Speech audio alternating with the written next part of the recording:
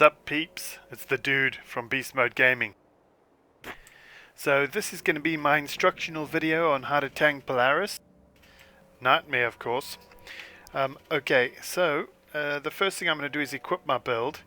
So by doing so, I'll just go over here and look for my tank build. Or one of my tank builds. There it is. So we'll just go over a couple of things real quick. So we've got the vexing augment. That's important on the builder, obviously for aggro reasons, especially if you have high DPS like what our group is. Piercing augment, that's nice if you need some extra penetration. So you need to pen in order to stack the bill. That's the way I do it at least. So what I'll do is I'll show you my stats. I'm going to be running 4157 attack rating. We're talking 656 hit, that's pretty much mandatory, especially if you want to land all your impairs. Then I've got 902 pen, which is what you can expect for a penetration tank, I guess. And then 785 block. So the rest of the stats don't matter. None of it matters. It's just hit, pen, block. That's it. Okay, so vexing on the builder, double aggro. This is a high aggro builder.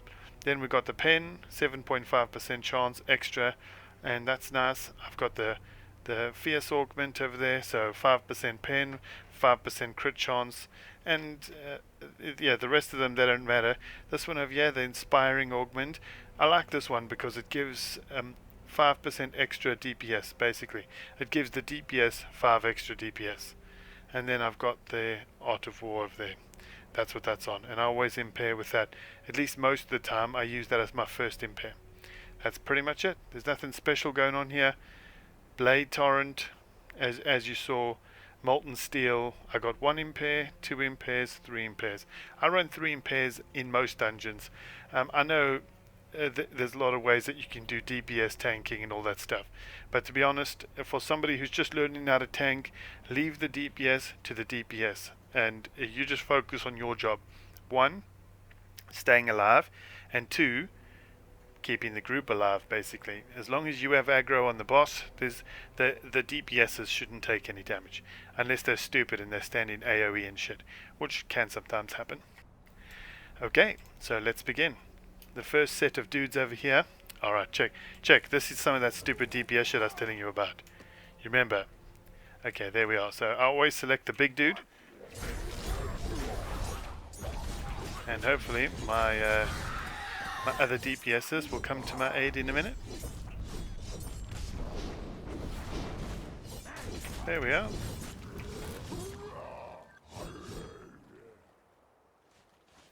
And my healer, hopefully.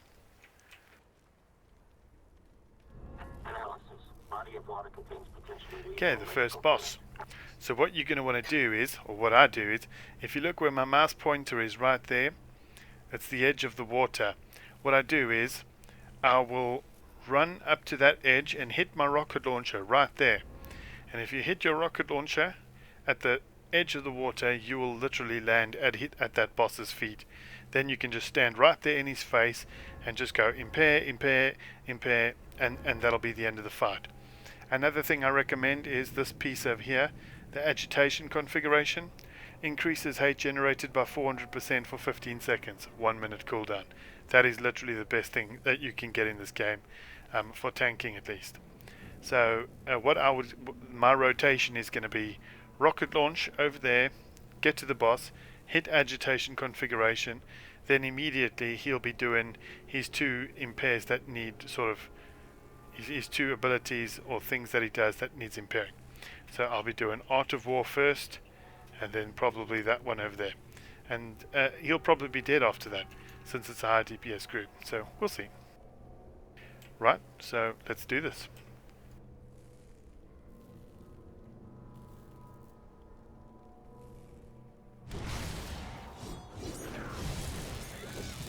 Impair 1, impair 2. Then I just do a couple of molten steels going on there, hit this dude a little bit, and he'll pretty much die. Easy as that.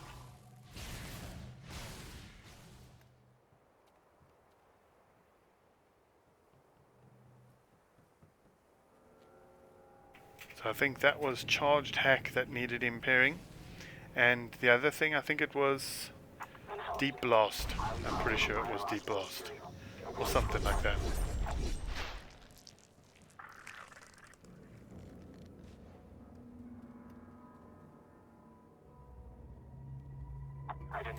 The good cutscene.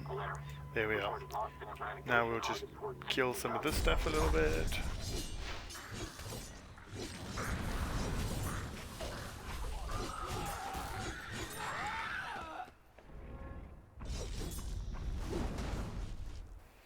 Okay, so what I usually do is, this is the side I attack from. We'll just wait for... Well, actually we don't even need to wait for the buffs. So I'm just going to go jump, jump, jump, and I'm going to engage. So you'll see the things I need to impair. Death Squall, there's one. And Tired Wall, two. As long as we impair those, we're all good.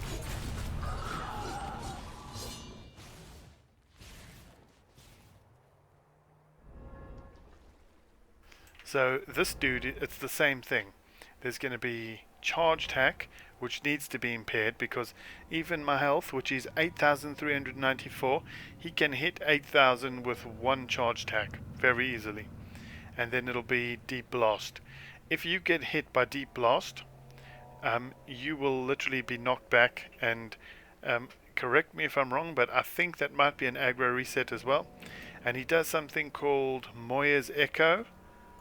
I think that's how you pronounce it. And that is definitely an aggro swap or an aggro reset. So if you don't hit that impair, he's definitely going to go and kill all your DPSs. So keep that in mind. What I do is I impair two of those things, charged hack and Moya's Echo. Deep blast, I just dodge out of it. You'll see it's a very slow cast, nothing to worry about, just like in Elite. Okay, my cooldowns, always keep an eye here on your agitation configuration. Don't engage without, otherwise you have to run stoicism because of the high DPS.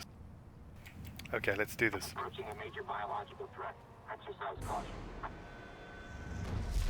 So I'll hit agitation. Impair charged hack over there. Moya's Echo. Attack the ads, just like that. Oh, and another thing, you see these stacks of bleeding I got? That's because I don't have enough block rating. If they penetrate you, you get stacks of bleeding. That's how it works. So if you find you're getting like 8 stacks of bleeding, drink a block potion.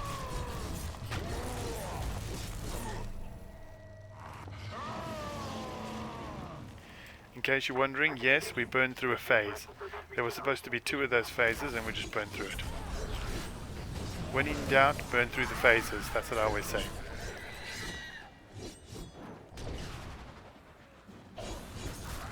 Check these ads out. They think they know some shit.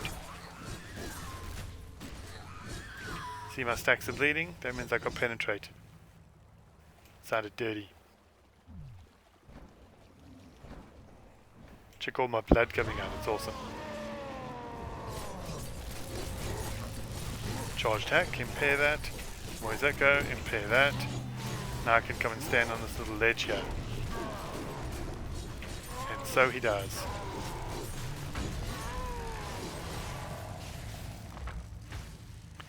Now, for this next fight, we don't attack anything here, you just run through.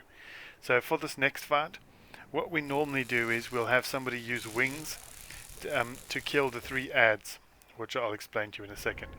So when this boss is about to die, this boss will create a giant AoE around over here, and then an explosion will occur, and that boss will split into 3 sort of little bosses, if you like.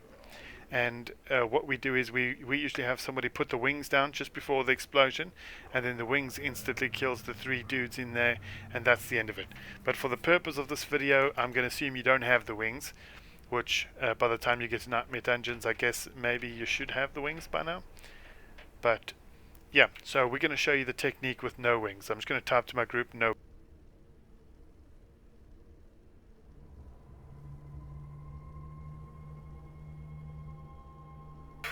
I just said don't use wings, we will Art of War them. So what I'm going to do is I'm either going to rocket launch into the middle of the 3 ads, and I'm going to hit Art of War, and then that's going to force them to attack me, and then they won't kill anybody else. Okay, so let's do this. So jump, jump, jump, and that's my kill sign. That means it's go time.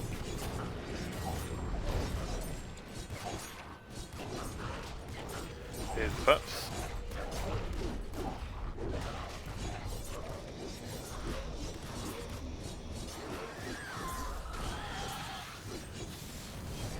There goes my Art of War, and then they die. Easy as that. So all I did was I just went into the middle of them, hit Art of War, bam, dead. Nothing to impair on that boss, you just run out of it.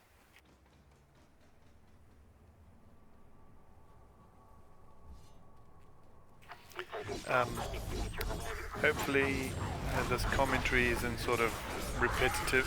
I'm sorry if I say the same thing once or twice. Apologies for that.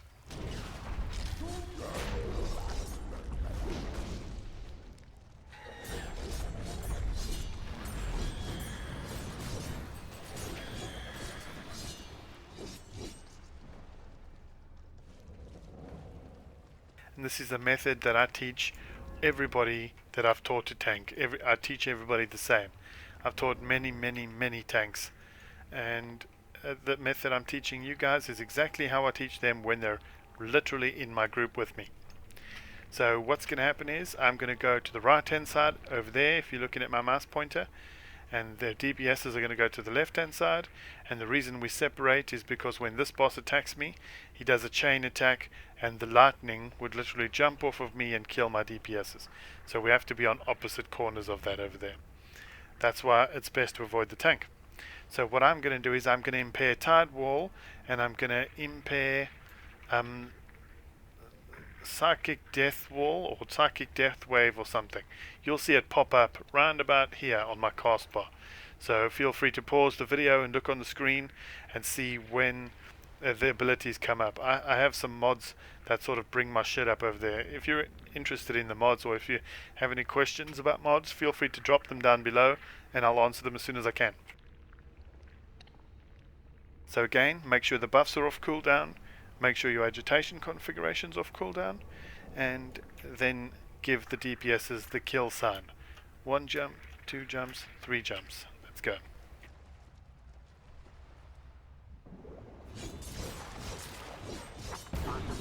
So pretty soon I should be expecting, there it is, Psychic Death Zone, impair 1,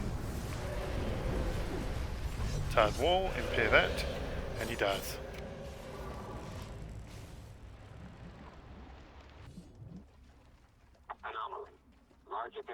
As you can see so far, there's nothing technical about this.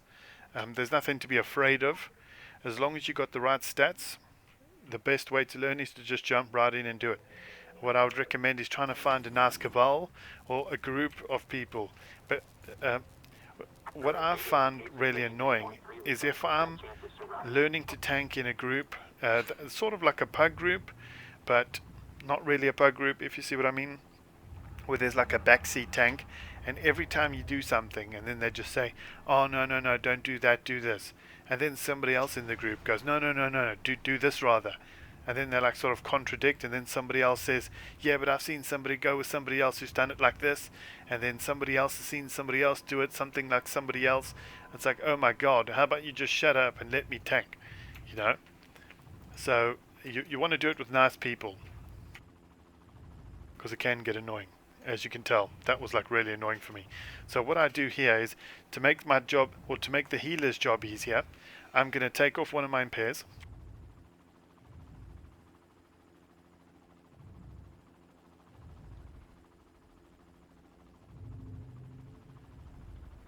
and I'm going to slot Martial Discipline right there. So that will, I'll tell you what it does. This will make increase the chance that attacks against you will glance by 50% for 6 seconds. That's some good damage mitigation going on there, as you'll see. Okay, let's do this. I'm going to go jump once, jump twice, jump again, Then I'll go in. So I'll start this fight with Art of War.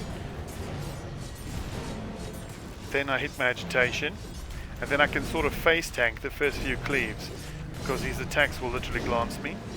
But then the buffs will be up, so the healer won't have a problem. Just like that. Cosmic Gaze, you don't have to impair. You basically face tank this part. Then when he does slam, don't impair it, run out of it, because that's like free DPS. As long as he's doing that cast, he's not attacking you. So that's like free mitigation right there. Then hit Martial Discipline, and that will help the healer keep you alive a little bit. Jeez, he's not glancing 50% there, is he? But anyway, you get the drift. There's nothing to impair on that fight. It's basically strategy. I'll re-explain what I did. I stood over here, I face tanked all the cleaves. Basically he did that Cosmic Gaze shit. I just stood here, face tanked that. When he did slam, I ran out of it. After slam, I ran back into it, hit Martial Discipline, and by then the healer will keep you up. So, and that's with a leecher who's not running much heal rating, which means that the damage mitigation was pretty good on that. That's the end of Polaris. Nightmare. Hope you enjoyed the video. Leave a thumbs up or a comment or something, or if you have a question or a gear question or whatever. Don't be shy. Sweet. See you later.